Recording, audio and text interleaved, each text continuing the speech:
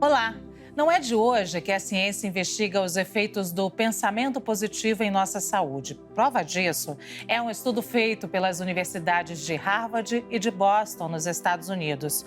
Ao longo de 3 décadas, os pesquisadores analisaram o grau de otimismo em cerca de 71 mil pessoas.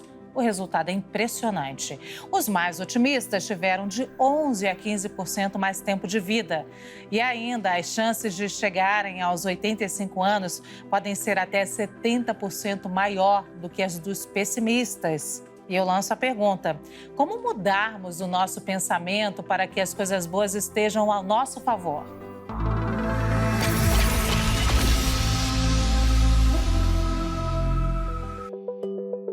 Sejam todos muito bem-vindos, muito bem-vindas ao CNN Nosso Mundo. Eu e as minhas colegas Lia Bock e Elisa Vecchi te convidamos a passar a próxima hora nesta jornada de conhecimento. O nosso convidado de hoje tem um currículo, eu diria, invejável. Doutor em Ciências da Comunicação pela USP, mestre em Ciência Política pela Sorbonne, a Universidade de Paris. Mais de 30 anos de vida acadêmica, mais de 15 livros publicados. Jornalista e um dos palestrantes mais requisitados do país, e ainda sobra fôlego para essa entrevista aqui com a gente. Clóvis de Barros Filho, que alegria recebê-lo aqui no CNN Nosso Mundo. Seja muito bem-vindo. Muito obrigado, a alegria é toda minha. Sobrará sempre tempo, com certeza. Que bom. Pronto, a gente tá prometendo aqui falar de otimismo e resiliência. Eu queria começar pelo otimismo. A gente talvez esteja vivendo pior ano das nossas vidas, pelo menos nessa geração. Como é que a gente pode falar de otimismo diante dessa situação, Clóvis? Eu acho que o primeiro passo é tentando encontrar na vida que vivemos todos os seus grandes valores. Eu costumo dizer que a vida não está nem em dezembro desse ano, nem em janeiro do que passou. A vida está mesmo agora, nesse momento, e ela, por ser a única que temos na mão, é ela que tem que ter todos os seus grandes valores. Tem a expressão, a vida que vale a pena, né? E a pena é sempre o sofrimento, a dor, a angústia. Isso é a pena. Se vale a pena, é porque compensa a pena. Então, a gente tem que encontrar o que compensaria a dor, a pena e o sofrimento. E eu penso que, encontrando na vida vivida todo o seu valor, teremos muito mais razões para esperar do amanhã alguma coisa tão boa quanto ou melhor. Elisa Vecchi. Nossa, com essa primeira resposta eu já faria algumas outras perguntas, mas eu vou me atentar para aquilo que eu anotei para não perder a linha. Aí depois, mais para frente, eu vou trazendo algumas outras coisas. E eu anotei porque é o seguinte, eu quero trazer aqui um exemplo, professor, de resiliência. Nos últimos dias a gente trouxe uma história muito bonita aqui nos nossos jornais a respeito de uma mãe e de uma filha de Pernambuco. E que é o seguinte, primeiro quem deu a notícia foi o Diário de Pernambuco, um jornal do estado, e também depois virou notícia aqui com a gente. O título é o seguinte: mãe de aluna usa folha de compensado como quadro para ajudar nas aulas remotas.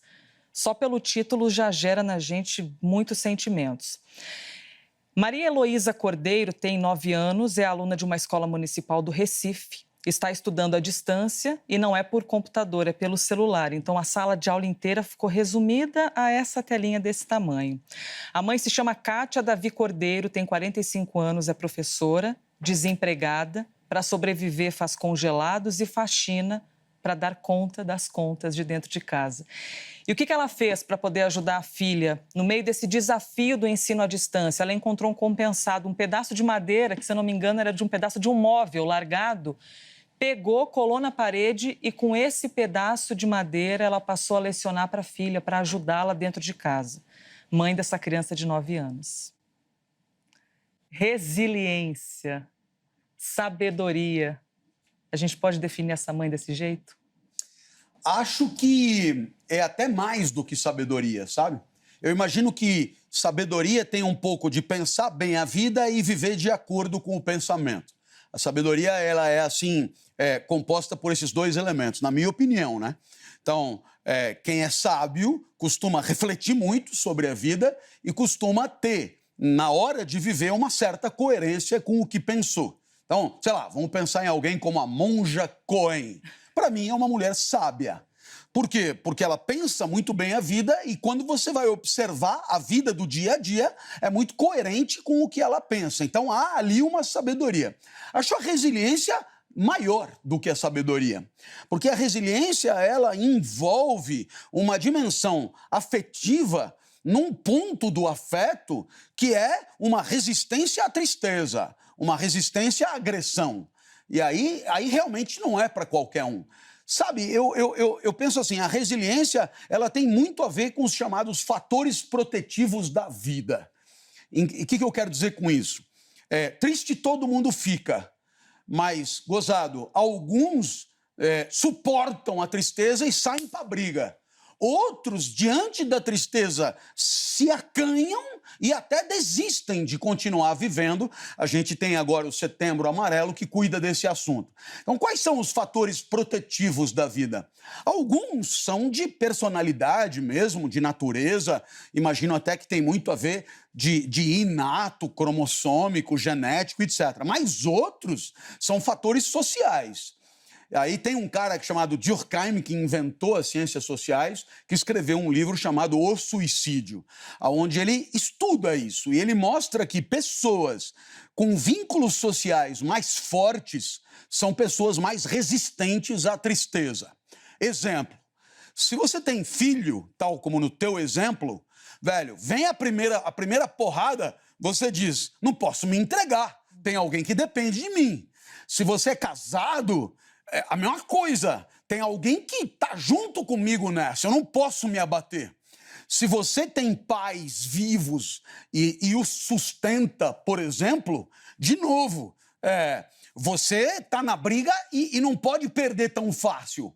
Agora, quando os vínculos são mais esfacelados, maior o isolamento, maior a solidão, os vínculos são mais tênues, vem a primeira tristeza, quase que não tem muito por que continuar resistindo. Então, a resiliência, eu acho que ela é muito turbinada pelo outro, pelo amor, pela generosidade, por quem depende de você e assim por diante. Então, no meu caso, né, meus filhos, as pessoas que trabalham comigo, o sentimento de equipe, de grupo, né? O fato dessas pessoas contarem comigo, na hora que vem a tristeza, e isso vem meio que todo dia, né? E algumas são terríveis, são devastadoras, você logo pensa, eu não posso me abater, porque se eu fracassar, eu trago muita gente comigo. E é gozado. A preocupação com o outro nos torna mais fortes. Então, a solidariedade é um capital importante nesse sentido? Eu diria, solidariedade acontece quando há uma certa cumplicidade de interesses, sabe? A solidariedade é até um conceito político. Você quer uma coisa, eu também quero, a gente se junta para conquistar junto. Eu acho que há na resiliência, mais do que solidariedade, há mesmo generosidade. Quer dizer, o que é um pouco diferente. Eu não preciso nem querer o que você quer, mas eu ainda assim vou lutar pelo que você quer. Né? Então, eu acho que a resiliência, ela conta muito com essa questão da generosidade. Com os nossos filhos, por exemplo, não há solidariedade com os nossos filhos. Com os nossos filhos há amor, antes de mais nada, que é um sentimento, e caso não haja amor, porque pode não haver, há generosidade, que é uma espécie de imitação do amor como virtude moral, como decisão da inteligência. Tá certo? Então, já que não ama, faça como se amasse. Seja generoso. Quer dizer, lute pelo outro, não na circunstância dele querer o mesmo que você. Lute pelo outro e ponto final, né? Talvez seja isso que Jesus tenha tentado mais, assim, enfatizar nos seus ensinamentos. E eu acho que, curiosamente, isso é muito ligado à questão da resiliência. Normalmente as pessoas falam de resiliência como uma espécie de força pessoal, íntima, subjetiva e em primeira pessoa do singular. Eu penso que não. Eu penso que a resiliência, ela é realmente uma força justamente quando ela vai além da primeira pessoa do singular. Quando tem outras pessoas envolvidas e você sai para a briga muito em função da dependência que os outros têm da tua vitória. Mas, professor, pensando a pandemia como essa porrada que você falou, e pensando esses vínculos, daria para pensar esses vínculos a sociedade como esse vínculo ou já é longe demais? Precisa ser a família da gente? Será que a gente não consegue ter esse sentimento pelos outros que estão conosco, dividindo o mundo, dividindo a cidade, o bairro? Essas perguntas são todas elas incríveis, né? É muito legal quando a pergunta é surpreendente, né? Eu queria propor a você uma reflexão que vai te responder, eu acho, né? Você pega um livro de filosofia e começa lá, Sócrates, né? Tipo esses manuais, assim. E a primeira coisa é que Sócrates era feio. Bom, nunca entendi muito bem o porquê, já que os outros filósofos também não eram uma maravilha e Sócrates paga a conta da feiura sozinho. Bom, aí logo em seguida diz, Sócrates era ateniense. Aí todo mundo, né, crava aí, Sócrates era ateniense. E eu fiquei pensando, será que isso queria dizer a mesma coisa que Clovis é riberopretano, por exemplo? E eu me lembro que eu ia com meu pai, a gente viajava de ônibus e a gente treinava. Quem nasceu em São Paulo, capital, é o quê? Paulistano. Quem nasceu em tal? Então, o paulistano nasceu em São Paulo, capital. Soteropolitano nasceu em Salvador. Então, Sócrates é ateniense, nasceu em Atenas. Só que não, né? Por quê? Só que não, porque lá, ser ateniense é outra coisa. Nascer em Atenas, claro, mas é passar a vida querendo o melhor para a cidade. Sócrates passou a vida ensinando as pessoas a pensar.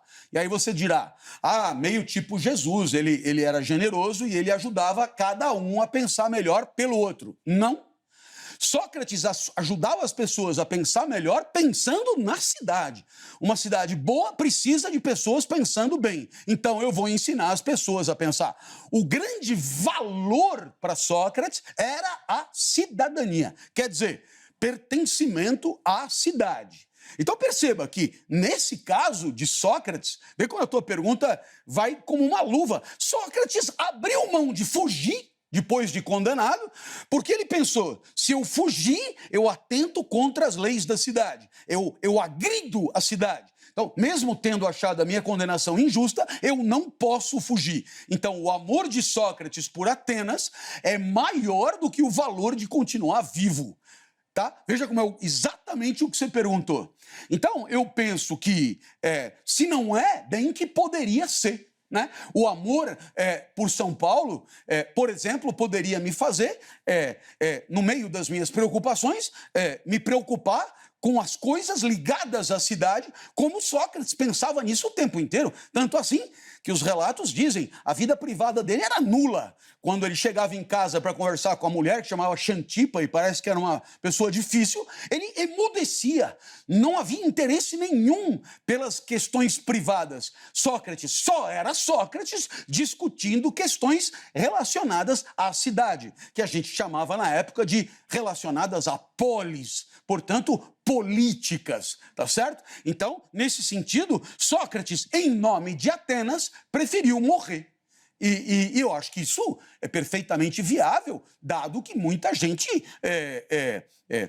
em época de guerra, assume essa condição, kamikazes, suicidas, etc., em nome da pátria, em nome da cidade, em nome da nação, em nome do país, em nome de N coisas, as pessoas abrem mão de viver. Então, é claro que isso é super pertinente e claro que pode muito acontecer, muito embora a gente viva num momento conhecido pela ênfase na individualidade, na busca do próprio conforto, da própria glória, do próprio reconhecimento, do próprio aplauso e, portanto, a discussão de questões pertinentes à cidade é muito menos importante do que foi na época de Sócrates. Eu me preparando aqui para fazer uma viagem e perguntar exatamente sobre isso, sobre a individualidade e a coletividade, porque lá já na sua primeira resposta, você nos traz que é preciso ter valores e essa inserção social é importante para o otimismo. Isso. Então, a gente está num beco sem saída, a gente pode dizer assim, porque a gente vive nessa sociedade cada vez mais individualizada,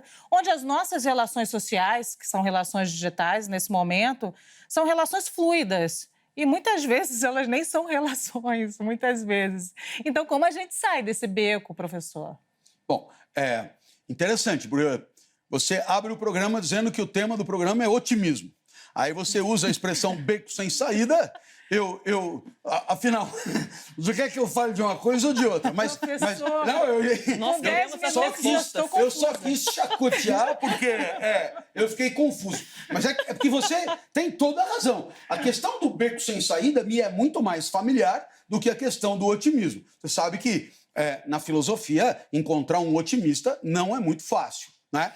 Os grandes pensadores, eles se dividem em super pessimistas, ultra pessimistas, devastadoramente pessimistas, mas otimista mesmo são muito poucos. Agora, por que o beco sem saída? Eu te entendo, eu assino embaixo, quer dizer, você tem uma condição material de vida que te obriga a um certo isolamento, você tem técnicas que favorecem isso, e você tem, portanto, o fomento de um tipo de relação que é, digamos, afetivamente pobre e insatisfatória. Então, aí está o beco sem saída. Então, evidentemente que eu te diria que cabe a cada um de nós encontrar, com a nossa inteligência, a nossa criatividade, soluções para que não percamos a nossa humanidade. Humanidade que requer convivência, humanidade que requer amparo recíproco, humanidade que requer zelo recíproco e que, portanto, humanidade que requer toque mesmo, né? Requer, eu diria que para além da digitalidade, da virtualidade, a nossa humanidade requer um pouco mais. Eu vou te propor mais uma provocação, digamos assim. Nunca se falou tanto na questão de continuar vivo, né? O que instalou uma espécie de preocupação sanitarista, digamos assim, né? Então, quer dizer, a sobrevivência se tornou um baita valor, pelo menos na recorrência dos discursos. Só que, mesmo a pessoa que está assim, na iminência, né, de parar de viver e ainda luta, ninguém luta pela simples sobrevivência. As pessoas lutam pela sobrevivência porque a sobrevivência permite o que realmente importa, que é rever o filho mais uma vez, que é abraçar o cônjuge mais uma vez, que é mais um momento de criatividade, mais um momento de realizar a tua natureza, Então, a sobrevida por ela é só meio para os grandes valores da vida. Por essas e por outras, me ocorre até pensar que a ênfase na sobrevida, na sobrevivência, poderá fazer acreditar que sobreviver dá conta, sobreviver esgota, sobreviver basta. Mas não estamos aqui para sobreviver, estamos aqui para viver, o que é outra coisa, né? Quem vive vai muito além de sobreviver. Quem vive realiza uma certa humanidade genérica e uma certa particularidade de natureza. Por exemplo, eu estou aqui me manifestando, eu estou aqui enunciando um discurso, eu estou aqui, na minha concepção, articulando certas ideias e fazendo aquilo, uma das coisas que eu mais gosto de fazer na vida. Mas isso sou eu, né? No final, eu estou substituindo a sala de aula que me escapou, né, por um pouco menos de alunos e tal, mas estou, de certa maneira, me servindo de uma essência muito minha, que é de explicador, que eu acredito ter, e, portanto, estou fazendo de tudo para realizar aqui o que eu tenho de melhor. E isso é um pouco mais do que simplesmente continuar vivo, né? Então, nesse sentido, eu clamo, nesse momento de quarentena, nesse momento de pandemia, para que todos se deem conta de que é imprescindível sobreviver, mas é imprescindível sobreviver como grande instrumento ou meio para que os grandes valores da vida continuem sendo perseguidos e realizados propriamente. Então, é o que eu te digo, o otimismo de que estamos falando não é em relação a uma vida sonhada, porque enquanto ela for sonhada, ela justamente não está sendo vivida. É justamente um otimismo para uma vida sem sonhos, mas uma vida de realizações, uma vida de imediatidades, né? Enquanto eu estiver desejando, sonhando, é porque a vida me escapa. É justamente porque existe a possibilidade de realizá-la concretamente, que podemos um dia parar de sonhar, né? Parar de esperar e simplesmente encontrar, viver, né? Conseguir que, na relação com o mundo, aquilo que um dia sonhamos se converta em vida vivida. Mas o sonho, tal como a utopia, não nos ajuda a caminhar. Meninas, eu preciso de 1 minuto pensando aqui no meu beco sem saída. Vou passar a palavra para vocês. Eu vou achar uma solução aqui na minha cabeça. Eu estou aqui pensando, eu vou ter de assistir a esse programa muitas vezes para digerir todas essas ideias que eu estou ouvindo. Assim, você falou do papel de explicador, né? E eu acho que hoje, para explicar o mundo, precisa explicar de uma forma acessível. E daí eu penso um pouco no pop, né? E hoje a gente vê o Papa é pop, né? Com o seu discurso que atinge a todos. O presidente quer ser pop, com um discurso popularesco, eu diria. O professor é pop, tá aí traduzindo o mundo, né, para as pessoas. Qual é o papel do pop hoje e qual é o risco dele? Olha, assim, bom, no que diz respeito ao Papa e ao presidente, eu vou deixá-los que se expliquem, não é? Agora, o professor, ele continuará usando da inteligência para, diante de pensamentos, ideias herméticas e complicadas para os seus alunos, convertê-las, empacotá-las, apresentá-las de uma maneira que os alunos encontrem mais, digamos, enganches, né, com o seu próprio repertório. E isso não é um trabalho que se pretende popular propriamente. Eu passei 30 anos na universidade, os meus alunos, digamos, eles não eram indiscriminados, indiferenciados, eles eram qualificados escolarmente para estar ali e toda a minha expertise foi desenvolvida dentro desse cenário propriamente. Então eu acho que a perspectiva de pop que você atribuiu a mim, ela é sua, provavelmente. Eu acho que é você que deveria explicá-la. Eu não compro ela para mim, não. Eu sou um explicador que procura adequar o seu discurso aos públicos que eu de certa forma, tento estudar a partir até de como eles se manifestam. Mas isso não é ser pop? Tá na internet, usar um linguajar que as pessoas que estão ali... Nossa, mas se ser pop está na internet, eu me pergunto quem não é? Porque, somos todos pop, no caso, eu te diria, é simples assim. Eu era professor... Aí eu me aposentei, digamos, eu me tornei 100% do tempo palestrante ou escritor e eu tinha pessoas na minha frente. Pois muito bem, até então eu não tinha Instagram, até março eu não tinha Instagram, eu não tinha nada, na verdade. Aí chega um vírus e diz, então, pessoas na sua frente você não vai ter mais. Como eu faço parte de um time, não sei vocês, mas o meu time, se não trabalhar, não come. Então eu pensei, bom, eu preciso trabalhar, eu sou explicador, não tem pessoas na minha frente, qual é o jeito? Bom, o jeito é por aqui, pelo buraquinho, né? Pelo iPad, o iPod, eu não sei o quê e tal. Maravilha! Então, bom, e como é que eu apresento o meu trabalho? Muito bem, então vamos fazer um Instagram, alguma coisa, para que as pessoas saibam que eu estou disponível por essa via. Mas eu posso te garantir, muito antes de pretender ser pop, eu pretendi simplesmente continuar trabalhando. Trazendo para a nossa conversa a felicidade, professor. Durante a pandemia, a gente viu muitas atitudes solidárias, de você fazer o bem pelos outros, porque foi um momento de muita diversidade, que muita gente passou não só tristeza, mas passou fome, e tristeza por causa da fome. Ser solidário, a gente ajuda alguém, a gente é solidário porque essa pessoa precisa, ou a gente é solidário porque alimenta o nosso ego e nos faz feliz? Eu acho que pode acontecer de tudo um pouco, sabe? Se você entregar isso na mão de um profissional do pensamento, ele dirá que tem um grupo de pensadores ditos materialistas, que um dia foram chamados de atomistas, e esses pensadores, que depois um dia também foram chamados de vitalistas, são aqueles que interpretam a vida como uma luta muito grande por perseverar no próprio ser. Então, tudo que você faz, no final das contas, tem uma explicação que termina em você.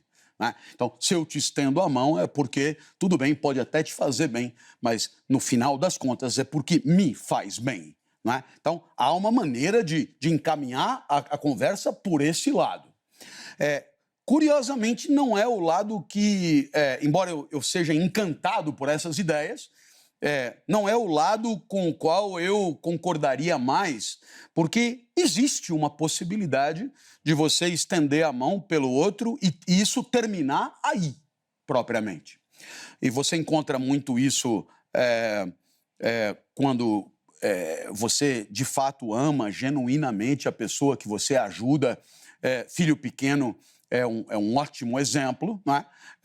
Ninguém vai querer me convencer, né, que o meu terror de ver a minha filha pequena voltar mordida, né, com uma mordida na bochecha, porque uma criança lhe mordeu a bochecha, que tudo isso termina em mim, que não haja por ela nada que acabe nela mesma. Então eu penso nessa possibilidade de você ajudar o outro, eu te diria agora, de maneira incondicional. Quer dizer, não em função de uma barganha ou uma negociação. Então, eu vou te dar um outro exemplo. Foram 30 anos na universidade.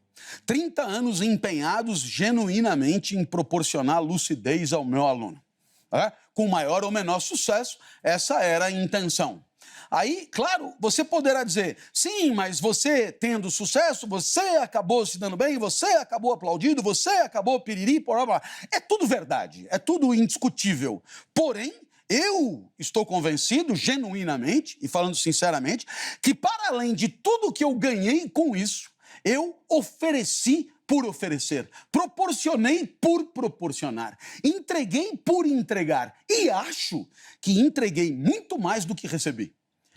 Muito mais, tenho a convicção disso. Porque senão, vamos ver, eu capricho na aula, e eu então capricharia na aula por quê?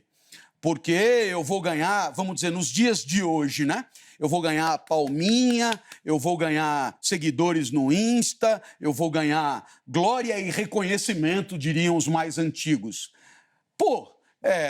A gente sabe muito bem que existem certos arrobos de capricho, de dedicação, de devoção, que não são calculados assim, né? Eu não estou aqui empenhado em te responder da melhor maneira que eu consigo, porque em algum momento isso vai lucrar para mim. Não, eu estou empenhado em te responder para que você tenha a melhor resposta. Em outras palavras, uma espécie de você como valor relevante da minha vida. E não só eu.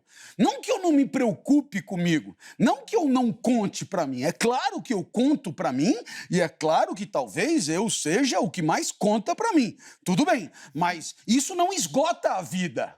Eu estou convencido disso. Isso não esgota a vida. Eu posso perfeitamente estender a mão sem que não tenha ninguém para ver e sem que eu espere daquela pessoa algum reconhecimento. Alguma coisa que termina no outro e que não espera nada em troca. Eu acho que isso é possível também. Seria muito triste, né, se a gente pensar que as pessoas só fazem as coisas todas só por elas, né? Essa racionalidade estratégica não é que ela não exista. É claro que ela existe, mas ela não dá conta da sutileza da vida. A vida vai um pouco além. Existe um olhar, e esse olhar não é calculado. Existe um abraço, e o abraço não é calculado. E existe até um beijo, e o beijo não é cálculo, não completamente, eu diria, né? Ninguém beija com devoção o ser amado com vistas a alguma consagração como o beijoqueiro do bairro, né? Quer dizer, é óbvio que estamos sempre querendo o melhor para nós, mas é óbvio também que nem tudo se reduz a isso. É como eu te responderia e, naturalmente, eu, falando desse jeito, eu consegui o desagrado. seja de uns que estão convencidos de que tudo termina na luta por si mesmo, e estou convencido que também desagradei os outros, tipo altruístas radicais, que estão convencidos de que, no final das contas, o eu não vale nada e o que importa é o outro, etc. Eu penso que os dois têm um pedaço de razão na hora de explicar a vida tão complicada que é a que a gente vive. O casamento entre os dois seria ótimo, inclusive. Lia, quer perguntar? Senão eu tenho uma pergunta aqui também. Eu queria falar um pouco sobre polarização, que vai até um pouco nessa linha do que você está falando, né? Porque a polarização, ela dá a sensação que uma polarização fortalece a outra e elas vão se extremando e os caminhos do meio vão perdendo o sentido, o respeito. Tem até, né, expressões que a gente usa, isentão, em cima do muro. E aí eu queria saber, como é que a gente faz para enaltecer os caminhos conciliadores? Esses que, justamente como você estava dizendo, pegam as coisas dos dois lados e não é nenhum nem o outro, é um pouco do meio, né? Como que a gente pode fazer isso nesse mundo onde parece que se você não está de um lado ou do outro, você está errado? Eu acho que o primeiro degrau de todo o movimento nesse sentido passa pela consideração do outro. Consideração do outro, seja o outro quem for, simplesmente porque é outro. Quer dizer, eu sou humano e você não é igual a mim, mas é humana como eu. Então, esse é o que a gente chama de alteridade, né? O outro. Então, ora, existe aí um primeiro degrau que é o seguinte: você é tanto quanto eu, você equivale a mim, né? Portanto, a tua alegria equivale à minha, a tua tristeza equivale à minha, e o que é mais legal, a tua produção intelectiva, num primeiro momento, equivale à minha, e, portanto, eu vou considerá-la. Esse é o primeiro ponto. Então, eu vou me dispor a ouvir o que você tem a dizer, já sabendo que você discorda de mim. Esse é o primeiro ponto, a consideração do que o outro tem a dizer. O segundo ponto, é o segundo degrau, é o respeito, que é um degrau acima. Quer dizer, não é uma mera consideração, eu diria, de conhecimento, de curiosidade, mas é uma consideração de ordem moral. Quer dizer, eu não só estou te ouvindo, como eu respeito a tua inteligência como sendo, no final das contas, da mesma índole, do mesmo naipe da minha inteligência. Então, se eu, de certa forma, desprezar a tua inteligência, a tua capacidade de pensar, eu estarei desprezando a minha também, porque, no final, nós somos parte integrante de um universo e a nossa individualidade talvez seja só uma ilusão. Talvez façamos parte de uma natureza só, digamos assim. Então, eu diria que aí há um segundo ponto de respeito pelo outro. Ora, na hora que você considera o outro e respeita o que o outro tem a dizer, primeiro, você abre uma janela que, por enquanto, parece muito fechada, que é a janela para o enriquecimento de si. Na hora que eu chego acreditando que eu já sei tudo e o que você tem a dizer, sobretudo se não coincidir comigo, não me interessa, eu já estou com a xícara cheia. Eu não tenho nada a acrescentar, eu não tenho nada a aprender e eu parto da premissa que você, então, não tem nada a me ensinar. Então, essa é uma postura, evidentemente, apequenadora da vida. Né? Ela diminui possibilidades. Então, aí eu acho que há um terceiro nível, que é um nível de abertura para o outro como fonte possível de enriquecimento de si mesmo. E a partir daí, claro, você tem todas as condições para que nesse intercâmbio haja soluções que podem ser eventualmente consensuais, soluções onde, digamos, eu possa abrir mão de certas convicções prévias em nome do que você expôs e vice-versa, para que cheguemos num acordo. Ora, o que talvez esteja faltando para todo esse nível de tolerância? É que talvez a gente não tenha sido educado, né, para respeitar, para considerar e para levar a sério as pessoas como sendo tão importantes quanto si mesmo. Né? Existe por detrás de toda a truculência uma crença inicial de uma certa superioridade de si e do próprio grupo em relação aos demais. Uma espécie de convicção prévia de que quem não concorda com você é um imbecil, ou então pior do que um imbecil, é alguém de má fé, né? É um canalha, é alguém moralmente desqualificado. E isso, é claro, é muito apequenador da riqueza das relações entre as pessoas. Por isso, eu acho que, em nome desse enriquecimento possível, a tolerância é uma urgência. E eu acho que, dada a premissa que você levantou, os processos de educação formal e informal nas escolas e tal devem encontrar soluções. Para isso nós temos pessoas e pessoas formadas em educação, pedagogia, professores, etc. Pois que entendam que quando a gente educa, a gente não educa para mundos ideais. A gente educa pessoas de carne e osso que vão viver em cenários de carne e osso, com pessoas de carne e osso. E nós temos hoje, eu diria, uma dificuldade de vida em coletivo que não era tão gritante 40 ou 50 anos atrás, pois que a educação leve em conta essas novas necessidades de formação cívica, de formação de convivência, como você está propondo. Eu poderia até fazer mais uma provocação. Ela está olhando, Luiz, esse cara não vai calar a boca, mas Porque eu tenho aqui uma provocação. Não, mas, tudo bem, mas eu já te darei a palavra. Eu, por exemplo, eu estudei 4 anos de literatura. Eu vim lá de Paio Soares de Taveroz, no Maçô Moisés. Eu vim vindo literatura brasileira, literatura portuguesa. Eu vim vindo blá, blá, blá, blá. Pois eu estudei 3 anos de biologia, citologia, organelas citoplasmáticas, função das mitocôndrias, etc e tal. Eu estudei, matemática, né? Equações trigonométricas, seno quadrado de θ, mais cosseno quadrado de θ é igual a 1, piriporó. Geografia fluentes da margem esquerda do rio Amazonas, etc. Mas eu não lembro, eu estou falando de mim, eu não lembro uma preocupação organizada, sistematizada e curricular de ensinar a viver em sociedade, né? A respeitar valores de convivência.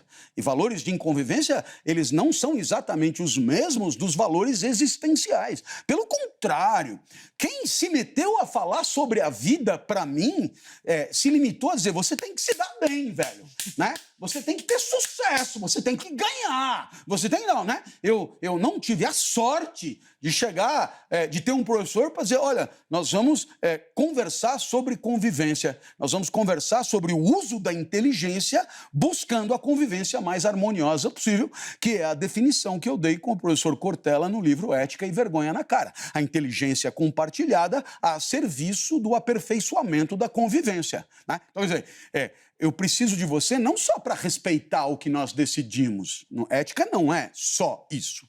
Eu diria que isso é a ponta da ponta da ponta do iceberg. Eu preciso de você e de mim para a gente discutir o que na nossa relação é mais importante, é mais valioso, tem que ser protegido de qualquer jeito. E a gente vai chamar isso de valores. Depois nós vamos discutir as condutas que podem agredir esses valores. Nós vamos definir princípios de conduta. Quem sabe aí depois normas de conduta visando proteger valores. Mas isso tem que ser decidido por quem convive, no calor da convivência. E isso não tem que estar na mão do improviso. Por que para as organelas citoplasmáticas eu tive aula e para definir os valores de convivência eu não tive aula? É uma pergunta que eu faço. Por que isso não está no currículo? Mas não é assim, um professor que é legal e que... Não, eu quero... Você sabe assim, ética 1, ética 2, ou então, melhor ainda, ética transdisciplinar. O professor de História vai falar de ética março e abril, o professor de Geografia vai falar de ética, o professor de Sociologia vai falar de ética, o professor de Filosofia vai falar de ética, e aí nós temos o assunto curricularmente contemplado pela escola. Eu acho que isso é uma necessidade que talvez em tempos atrás não fosse tão premente, mas que agora me parece fundamental. Então, peguei aqui, deixa eu fazer minha Provoca. Vou fazer minha provocação agora, vou fundir todas as minhas provocações. Ela está invocada ainda com o negócio do beco sem saída. Eu sinto que tem...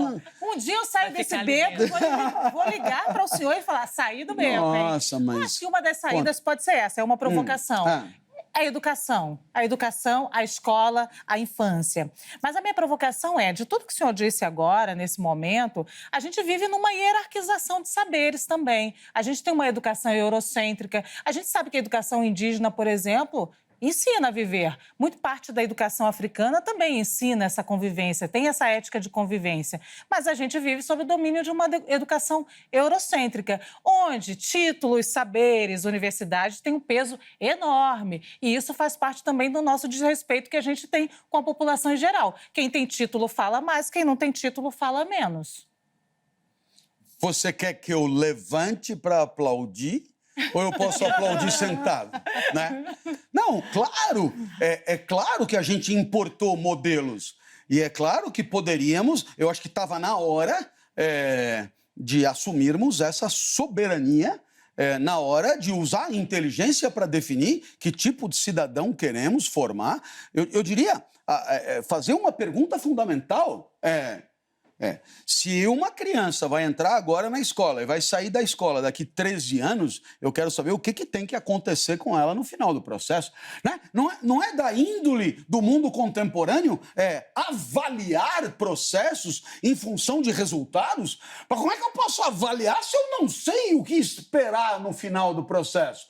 Porque do ponto de vista cognitivo, tudo bem, tem lá o vestibular que, a grosso modo, com todas as críticas, ele define lá o que o cara tem que saber responder. Agora, a escola não acaba aí, né? A escola, como você falou, a escola tem, eu diria, outras atribuições, outras prerrogativas e, portanto, que nós consigamos, com a nossa inteligência, uma soberania também nesse quesito, ou talvez antes de qualquer outro quesito, ou até como condição de soberania em outros momentos, que é a de definir nós mesmos o que devemos esperar dos nossos educandos.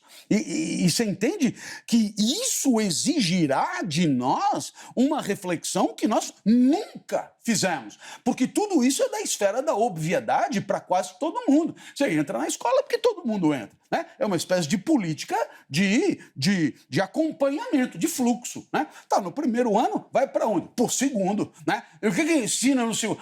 Fração a gente aprende no quarto ano. Por quê? Uai, porque sim, fração é no quarto ano, né? Você imagina o cara, escuta, mas no lugar da fração, será que nós não poderíamos trazer uma reflexão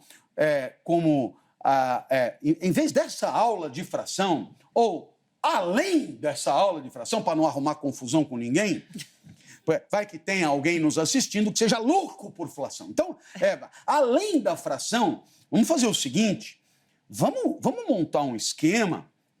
Assim, a criança ficou um tempo na escola, ela usou o sanitário, certo? Então é o seguinte, todo mundo que usou o sanitário, tipo todo mundo, então, né, vai lavar o sanitário antes de ir embora. Bacana. Claro, você é louco, velho. Para isso tem a pessoa que vai lá e limpa o banheiro. Então, não, né? Não, por quê? Porque eu estou propondo o seguinte, se uma pessoa, antes de ir para casa, ela for... Pode ser rodízio. Uns lavam o banheiro hoje, outros limpam a sala hoje, outros limpam o refeitório hoje, outros limpam sei o quê, e aí a gente vai rodando. A pessoa que limpa o sanitário hoje tenderá a cuidar mais do sanitário amanhã, né? E tenderá a respeitar mais quem vier a limpar o sanitário em algum momento no futuro. Né? Então você tem ali uma atividade que por enquanto não é curricular, mas poderia ser uma atividade que é o seguinte, nós não vamos sair daqui enquanto essa sala não estiver impecável para o pessoal do turno que vem depois. Isso aqui tem que estar impecável. E não vai ter alguém para limpar depois que vocês limparam. Não.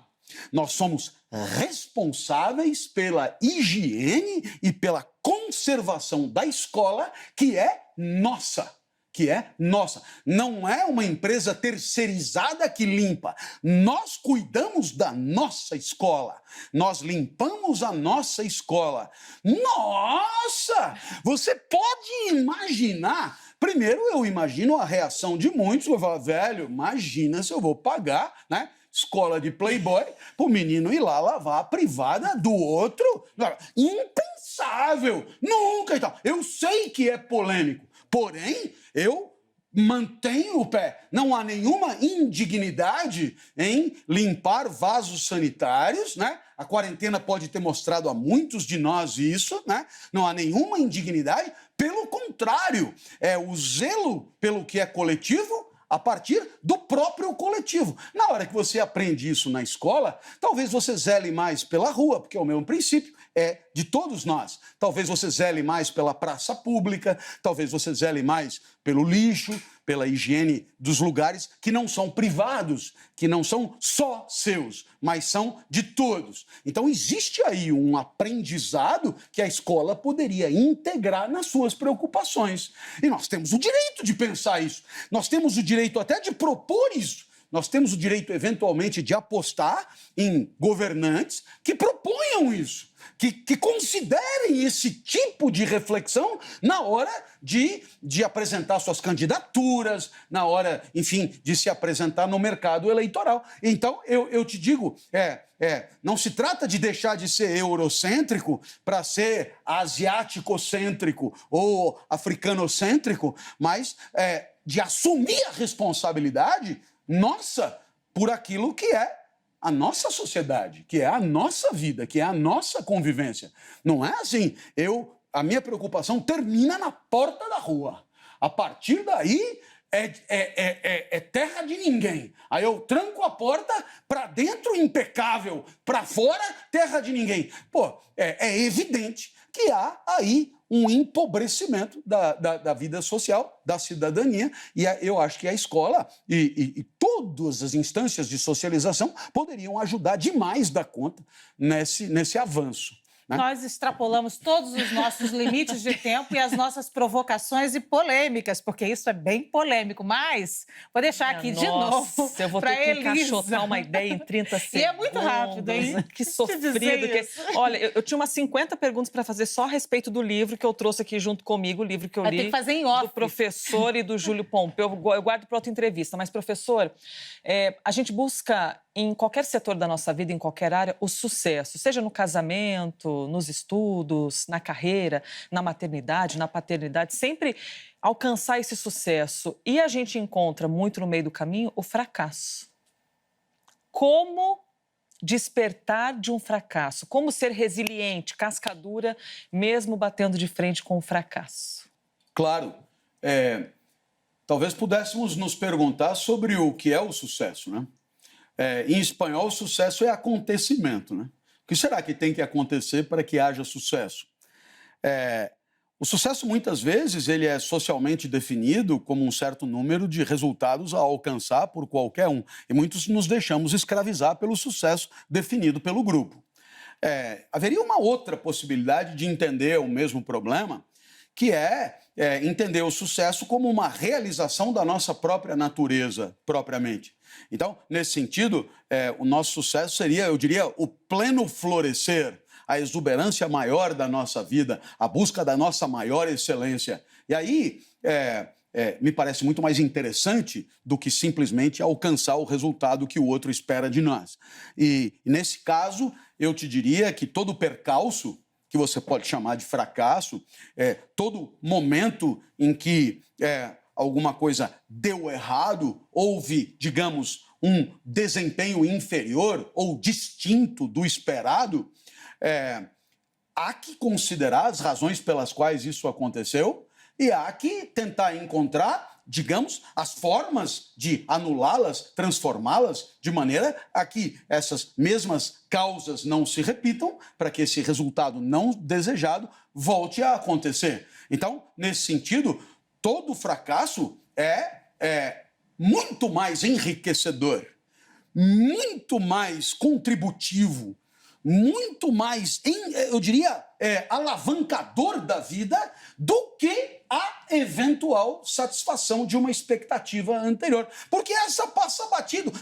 Aliás, ela pode, inclusive, levar a você à falsa impressão de que a vida não tem dificuldades, de que você já é bom o suficiente, de que você já basta, de que o que você sabe já deu conta, ao passo que um revés pode te colocar no chão e te abrir para um necessário desenvolvimento de si, um necessário enriquecimento de si, e, portanto, o fracasso deve ser entendido como um momento rico da vida, indicativo de um florescer maior. A gente se sobrepassa, a gente se supera muito mais por conta dos fracassos do que por conta dos eventuais sucessos ou realizações. Lia? Me veio em mente aquela música Levanta, sacode a poeira e dá a volta por cima, né? Exato. Eu queria perguntar como é que a gente muda a humanidade, mas eu vou me contentar. Eu queria muito ouvir essa resposta. Eu vou me contentar em perguntar se mudar de opinião pode salvar a humanidade. Eu assim, penso, né, que mudar de opinião, que a palavra opinião ela é olhada por muitos com muita desconfiança, porque os gregos achavam que doxa era justamente aquilo que não era sabedoria, mas era o que todo mundo pensava, que era falso, medíocre, etc.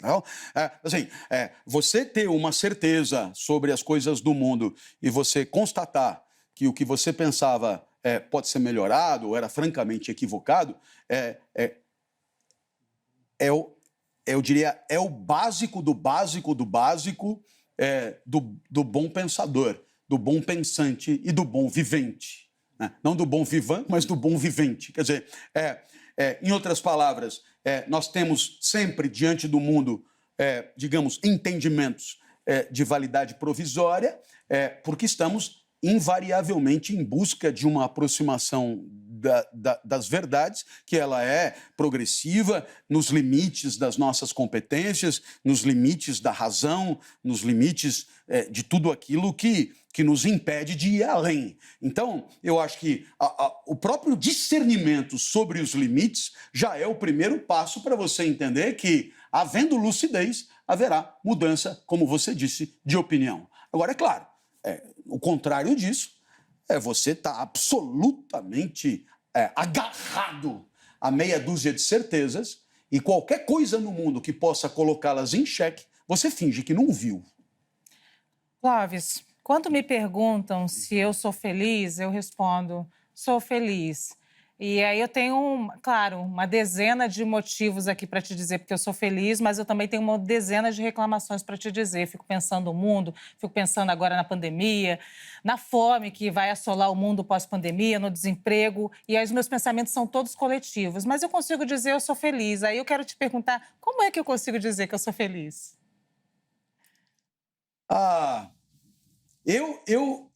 Eu te daria uma dica que te aliviaria de toda essa tensão. Se você entender que a felicidade, ao invés de ser o atributo do ser, tipo, eu sou feliz, né? Felicidade é atributo do ser. Se você deslocar para o atributo do viver, né? E aí você tira o ser de lado, porque o eu sou é meio duro de você depois desatar o nó. Mas assim, a vida entendida como esse fluxo em que estamos metidos, ela poderá ou não, no instante em que está sendo vivida, ter como atributo a felicidade. Aí é bacana, porque você não está mais, digamos, encalacrada num beco sem saída, né? De ter que se justificar de todos os momentos da vida que não foram felizes, né? Porque o teu sou, o sou é o ser do nascimento à cova ou além, né? Numa alma eterna, não sei lá. Então aí você fala, pô, mas e quando não sei quem, quando sei lá. E aí você é obrigado, por causa do ser, dar explicações que você não quer. Agora, se você diz, a vida poderá, no momento em que está sendo vivida, ser melhor ou pior, aí me parece, digamos, menos ambicioso, menos pretensioso e mais próximo do que é plausível. Então, por exemplo, esse momento aqui, né, é um instante da vida. E esse instante da vida aqui, eu não tenho dúvidas em carimbá-lo como feliz. Aí você vai me perguntar por quê? E eu tenho uma convicção muito minha, haverá um exército de gente a criticar, mas junto comigo tem alguém que disse parecido como Nietzsche, né, no Eterno Retorno, o Crepúsculo dos Ídolos, etc., que é o seguinte: a vida, quando ela é boa, ela é tão boa, tão boa, tão boa, tão boa, que você não quer que ela acabe. E faz muito sentido, é uma régua de avaliação da vida por ela mesma. Quer dizer, quando é que a vida merece o atributo de feliz? É quando você gostaria que durasse mais, porque é normal. Quando tá bom, não quero que acabe, né? É o contrário de ficar olhando no relógio, é o contrário de, meu Deus, isso aqui não vai acabar nunca, meu Deus, até que horas esse cara vai falar, meu Deus, não, o contrário, é você, eu não sei, não sei se a gente pode citar aqui programas outros, etc., mas, pô, eu acho que sim, né? Programa do Jô, por exemplo. Né? Então tinha lá a entrevista, quando a entrevista era boa, né, ele falava, falamos aqui com fulano de tal. E a galera, mais ou menos assim, eu não quero que a entrevista acabe. O que isso quer dizer? Que a vida durante a entrevista foi vida que valeu a pena viver. Então, por que eu carimbo com convicção que esse foi um momento que valeu a pena viver? Porque eu, por mim, ficaria aqui conversando muito mais tempo do que o programa dura, e isso é um traço indiscutível de vida boa. Eu daria outro. Doce de leite de Viçosa, quando acaba a lata, eu continuo lambendo, mesmo não tendo mais doce de leite. A vida boa é essa, uma lata de doce de leite que você continua lambendo, mesmo quando não tem mais doce de leite para comer. Beleza? Certo foi o Cartola quando disse: não fui feliz, o destino não quis no meu primeiro amor. Ele disse foi. Não falou que é. Claro, pois é. Muito bom. E eu fui feliz aqui, hein? Fomos mesmo? muito felizes com essa entrevista. Foi muito esclarecedor para mim. Foi muito importante, Clóvis. Muito obrigada. Agora você tem de dizer acabou e a gente faz. Que linda! Olha, primeiro, há uma solução para isso, né? A gente poderia dizer, até sendo mais fiel ao pensador, e não a mim, um mero papagaio, né? Viva de tal maneira a pretender a repetição indefinida daquele instante vivido. Então, enfim, já que é vida e acaba acabando, nada como desejar a sua repetição, nada como desejar o reencontro, nada como desejar uma nova lata de doce de leite, nada como desejar uma nova entrevista, nada como desejar que a vida se repita quando ela foi bem vivida. E fico por aí. Quanto a ser feliz, é demais para mim. Não sei nem o que é o ser ainda mais feliz. É muito para minha cabeça. Muito obrigada. Muito obrigada. Eu já estou desejando o nosso próximo encontro. Muito obrigada também às minhas companheiras. Obrigada, Clóvis. O nosso programa com o escritor professor Clóvis de Barros Filho está disponível, você já sabe, na íntegra no site cnnbrasil.com.br e também no nosso canal no YouTube, no formato de podcast e em todas as plataformas de áudio. Esta é a CNN Inconfundível.